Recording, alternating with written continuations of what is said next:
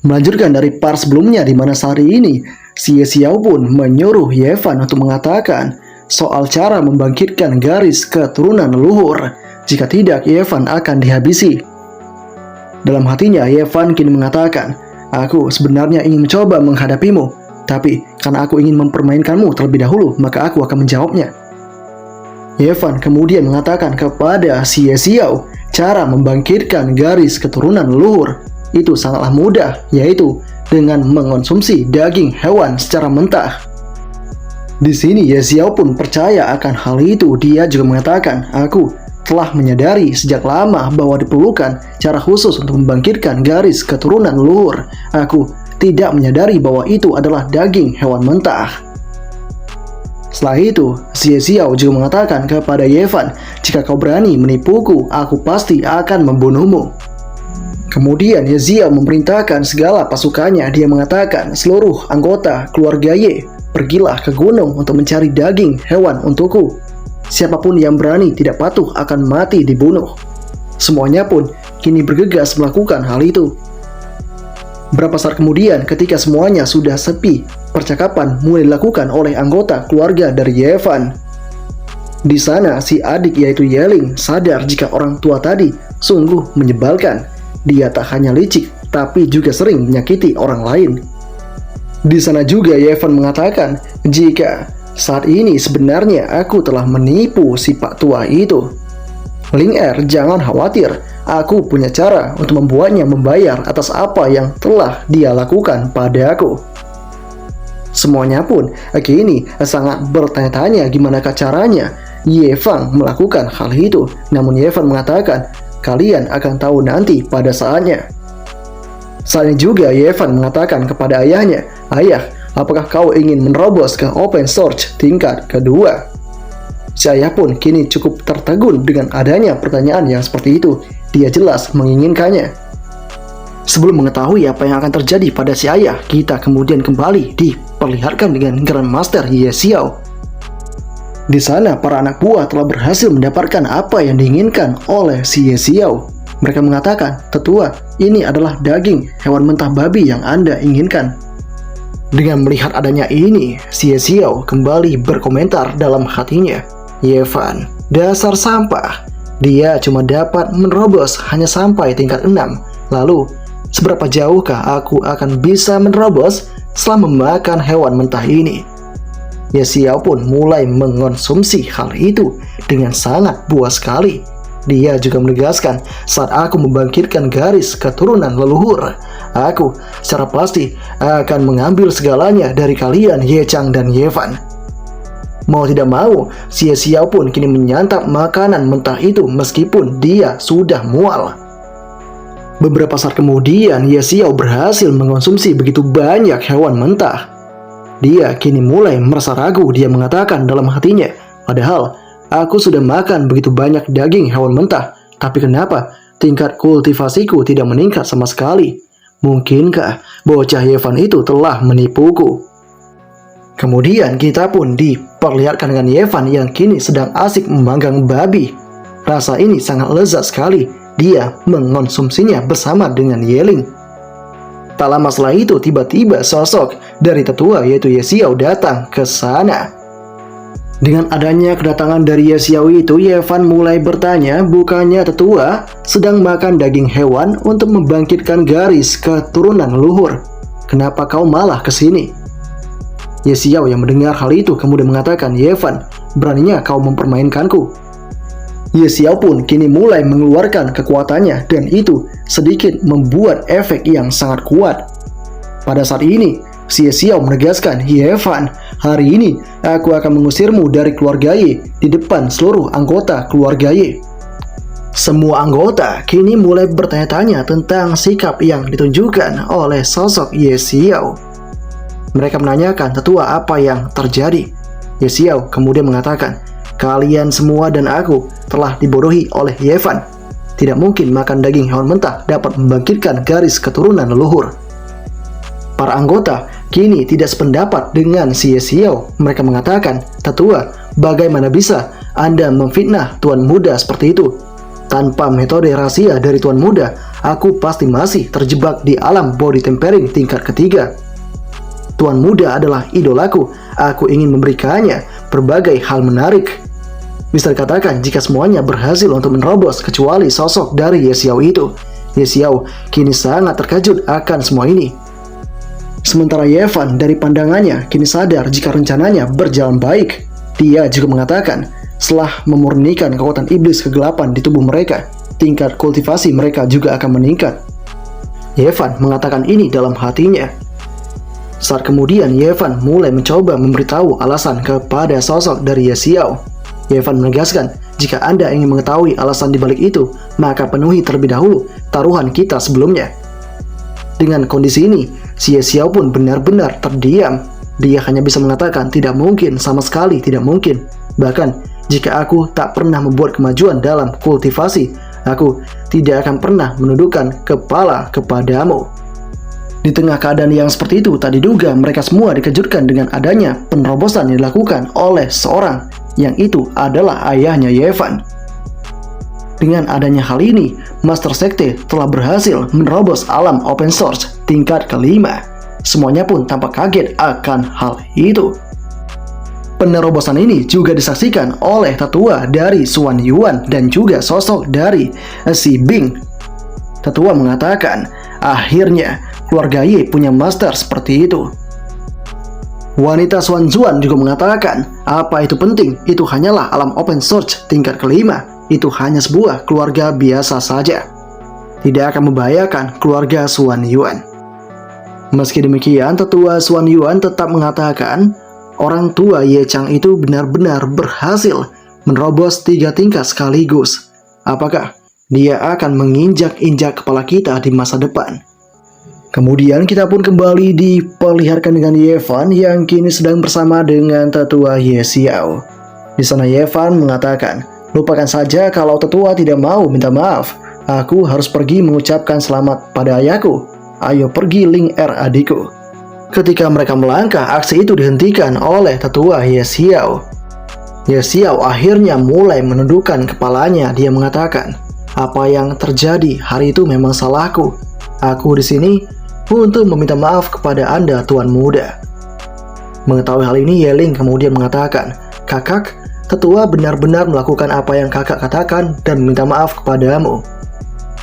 Di saat yang seperti ini, si tetua benar-benar memohon. Sosok dari Ye Xiao mengatakan, sekarang Tuan Muda, tolong katakan alasan kenapa aku tidak dapat menerobos. Kenapa hanya aku yang tak mampu berkultivasi? Di sini akhirnya Ye Fan mengatakan sederhana saja. Itu karena mengonsumsi daging hewan mentah hanyalah langkah awal. Setengah lainnya adalah harus belajar menggonggong 3 kali sebelum benar-benar dapat membangkitkan garis keturunan leluhur. Ye Xiao kini menanyakan, apakah itu menggonggong seperti anjing? Aku adalah keluarga Ye. Bagaimana bisa kau melakukan hal ini? Ye Xiao semakin ragu dengan perkataan dari Ye Fan. Dia kemudian mencoba mengatakan kepada seluruh anggotanya, apakah kalian juga melakukan itu? Semuanya pun mengatakan itu. Mereka pun benar-benar mengatakan jika itu tidak tahu kenapa bisa jadi, tapi ini sangat efektif. Begitu aku selesai menggonggong, tingkat kultivasiku akan meningkat. Dengan adanya pernyataan itu, mau tidak mau, Ye Xiao pun mulai percaya. Dan di sini, Ye Fan mengatakan dalam hatinya, tentu saja itu berhasil. Sebenarnya, setiap kali kalian menggonggong, aku akan meningkatkan tingkat kultivasi kalian. Bisa dikatakan, jika Ye Fan lah yang menentukan segalanya. Ye Fan kemudian mencoba untuk berlalu pergi dari sana. Dia mengatakan, aku telah memberitahu tetua cara melakukannya. Jadi, menggonggong atau tidak, itu terserah pada tetua. Di sini, tetua Ye Xiao mengatakan, tunggu sebentar, aku akan mencoba untuk menggonggong untuk melihat apakah aku akan berhasil. Ye Xiao pun tanpa pikir panjang langsung menggonggong dengan sangat kencang di sana. Semuanya pun kini sangat terkejut akan hal itu. Ini benar-benar sebuah peremehan tingkat tinggi. Dan ketika telah berhasil menggonggong, tetap saja si Ye Xiao bertanya-tanya, aku telah selesai menggonggong, kenapa aku belum menerobos? Di sana Yevan kembali mengatakan, hahaha, tetua baru saja belajar teknik anjing menggonggong, teknik yang sangat luar biasa. Aku tak tahu kenapa aku mendengar ada suara anjing yang sedang menggonggong. Tetua, apakah ini hari pertama Anda berkultivasi? Tidak ada jalan pintas untuk mendapatkan terobosan cepat dengan memakan daging hewan dan menggonggong seperti anjing. Kau benar-benar telah ditipu olehku. Dengan adanya hal yang semacam ini, tetua Ye Xiao sangat kesal dan emosi. Ye Xiao pun mengatakan, Yevan, beraninya kau menipuku. Kau mau cari mati. Sebuah serangan kilat kini mulai dikeluarkan oleh Ye Xiao. Namun Yevan tetap tenang. Ketika Ye Xiao akan menyerang Yevan, lagi dan lagi si ayah datang dengan sangat cepat. Dia kini berhasil menyerang Ye Xiao itu. Ye Chang mengatakan, Ye Xiao, mulai sekarang aku tak akan lagi membiarkanmu bertindak seenaknya. Ye Xiao pun kini terpukul mundur ke belakang dengan adanya serangan tadi. Dengan apa yang terjadi ini, semuanya pun kini mulai sadar jika inilah kekuatan open source tingkat kelima, sangat menakutkan sekali. Setelah itu, Ye Chang mengatakan kepada Ye Xiao, berikan token master keluarga Ye. Sebelumnya, kau telah menghina Ling Er dan Fan Er. Aku bisa membiarkan masalah itu sebagai rasa terima kasihku di masa lalu.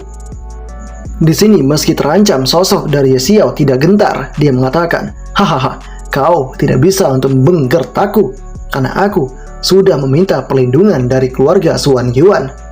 Dengan begini, akhirnya Ye Chang sadar jika sebenarnya sosok dari Ye Xiao telah berkolusi dengan keluarga Suan Yuan.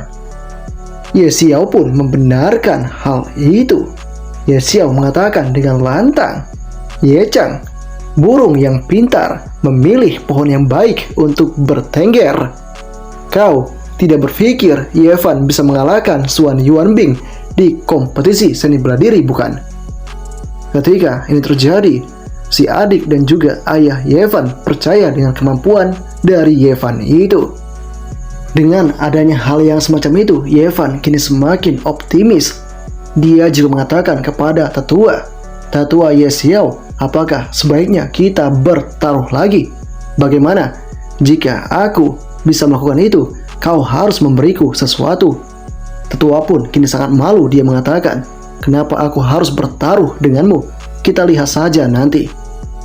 Tetua Ye Xiao pun kini benar-benar berjalan dengan sangat-sangat malu.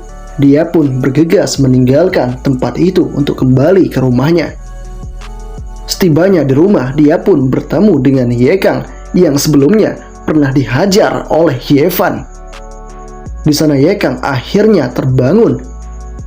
Ye Xiao menanyakan kepada Ye Kang, beritahukan ayah siapa yang merusak jalan kultivasimu. Ye Kang yang mendengar itu kemudian mengatakan jika ini semua dilakukan oleh si Yevan. Mendengar nama itu, sosok dari Ye Xiao benar-benar murka. Dia mengatakan, Yevan, kau benar-benar telah merusak segalanya. Kau bahkan telah merusak jalan kultivasi anakku dan mempermalukanku di depan semua orang.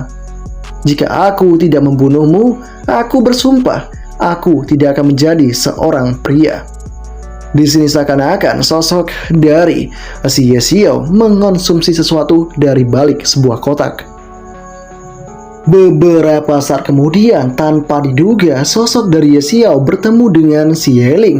Ye Ling sangat ketakutan melihat Ye Xiao yang ada dengan sangat tiba-tiba. Ye Ling mengatakan, kau jangan mendekat ke arahku.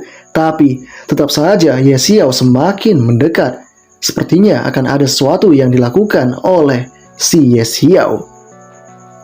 Sebelum itu, Ye Ling pun kini teringat akan sebuah momen di mana dulu dia juga pernah diperlakukan oleh Ye Kang seperti ini. Ye Kang saat itu benar-benar akan mencoba untuk menerkam sosok dari Ye Ling. Namun itu tidak jadi dilakukan. Ya, dengan adanya ingatan yang seperti itu, Ye Ling pun kini merasakan momen itu seperti terulang lagi di kehidupannya. Di sana Ye Xiao pun mengatakan kepada Ye Ling, kau mau lari kemana? Kau tidak akan bisa untuk kabur. Ye Ling kini sangat ketakutan. Dia menanyakan, tetua, sebenarnya apa yang ingin kau lakukan? Tanpa basa-basi lagi, si tetua Ye Xiao kini langsung mencekik leher dari Ye Ling itu. Dan kini membuat Ye Ling sudah kesulitan untuk bernafas. Yeling benar-benar akan dilakukan sesuatu di sana. Sosok dari Ye Xiao mengatakan kepada Yeling, Yevan telah menghancurkan jalan kultivasi anakku dan membuatku kehilangan muka di depan semua orang. Aku akan membuat hidupnya jauh lebih buruk daripada kematian. Dengan adanya ancaman yang seperti itu, Yeling kini bersuara, ayahku telah mencapai alam open source tingkat kelima. Dia tidak akan pernah membiarkanmu pergi begitu saja. Mendengar hal itu, Ye Xiao menegaskan, ayahmu, dia tidak akan tahu. Aku sudah merencanakan segalanya dengan begitu baik. Ya, saat ini ada sepucuk surat yang dikirimkan oleh Ye Xiao kepada Yevan secara diam-diam. Yevan mulai membaca hal itu. Di dalam surat itu bertuliskan, jika kau ingin menyelamatkan Yeling, datanglah sendirian. Jangan berani memberitahu orang lain jika kau ingin dia tetap hidup. Ya, mau tidak mau, Yevan akan pergi sendiri, meskipun dia harus mengorbankan sepenuh jiwa dan raganya. Seakan-akan ini semua telah dipermainkan oleh sosok dari Ye Xiao itu, dan sebentar lagi Yevan akan masuk dalam jebakannya. Apakah yang akan terjadi selanjutnya? Part keempat pun berakhir sampai di sini.